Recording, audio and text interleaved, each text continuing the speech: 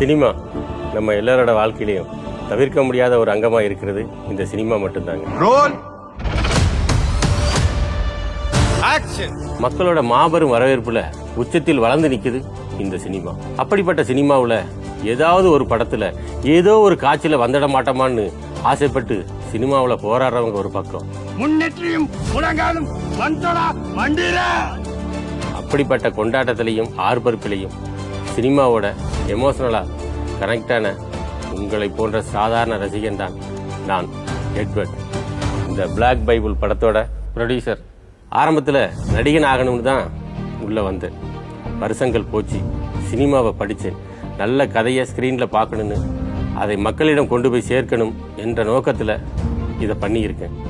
ஒரு சாதாரண ரசிகனான நான் ப்ரொடியூசராக இவ்வளோ பெரிய விஷயத்தை பண்ணுறது இன்னைக்கு இருக்கிற சினிமாவில் ரொம்ப சவாலாகவும் கடுமையாகவும் இருந்துச்சு. ஆனால் அந்த ஆசை, குறிக்கோள் என்னை விட்டு போகலை.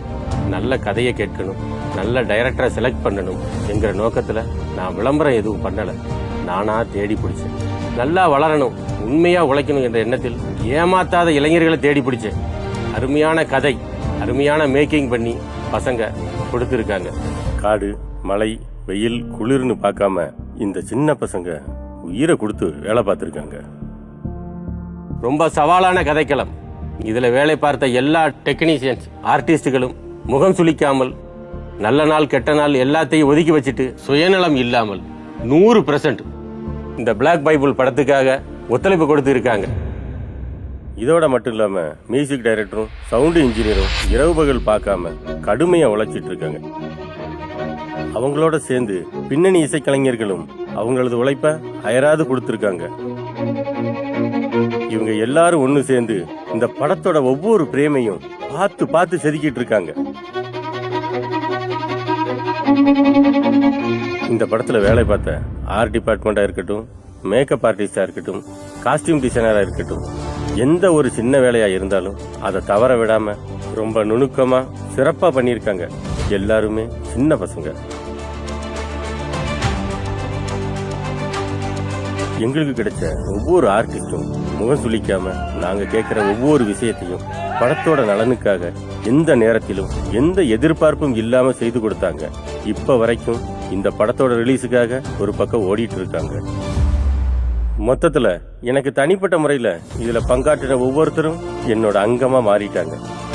என்னோட டீம், என்னோட பசங்க, என்னோட ஆர்டிஸ்ட் அப்படின்னு சொல்லிக்கிறதுல நான் மாறுதட்டி பெருமைப்பட்டுக்கிறேன்.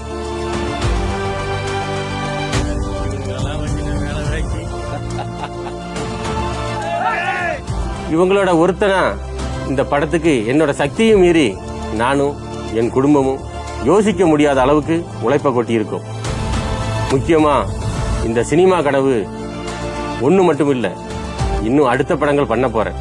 அதுக்கு வர்றவங்க அசிஸ்டன்ட்ஸ், அசோசியேட் ஆகவோ இருந்திருக்கணும்னு அவசியம் இல்லை. நல்ல மேக்கிங், நல்ல ஸ்கிரிப்ட் இருந்தாலே போதும். இபிஎஸ்ஐ அணுகலாம். உங்களோட ஆதரவு எங்களை அடுத்த படங்கள் பண்ண எங்களை ஊக்குவிக்கணும். பெரிய நிறுவனங்கள், பெரிய நடிகர்களுக்கு நடுவில் நாங்க வரப்போறோம். இந்த இபிஎஸ் நிறுவனத்திற்கும் இந்த பிளாக் பைபிள் படத்துக்கும் மக்களாகிய நீங்கள் ஆதரவாய் இருக்கணும்.